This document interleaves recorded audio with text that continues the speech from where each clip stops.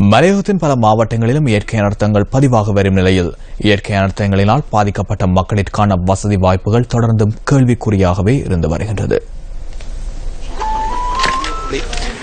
கண்டி பண்புல பிரதேச சபைக்குட்பட்ட வியாகுல தோட்டத்தில் வாழ்கின்ற மக்களின் நிலை நியூஸ் பஸ்டின் கேமராக்களில் இவ்வாறு பதிவாகியது.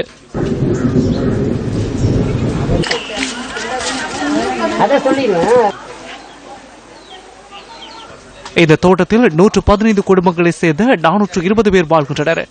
கடந்த 2012ஆம் ஆண்டு இடம்பெற்ற இயற்கை அனர்த்தம் காரணமாக இந்த தோட்ட பகுதியில் இருந்த மக்கள் பாதுகாப்பு நிமித்தம் ஒரு வார காலம் நக்கல்ஸ் பாடசாலையில் தங்க வைக்கப்பட்டிருந்தனர்.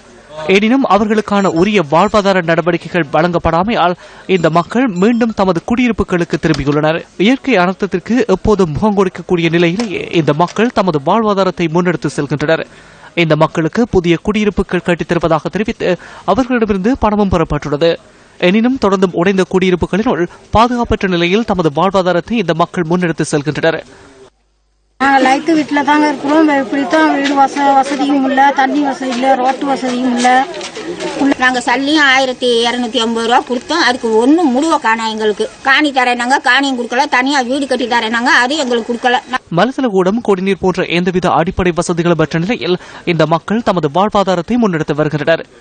மலையக மக்களின் வாழ்வாதாரத்திற்காக குரல் கொடுப்போம் என்று கூக்குரலிடும் அரசியல் தலைமைகள் பாராமுகம் தொடர்பில் மக்கள் தமது வேதனைகளை வெளியிடுகின்றனர்.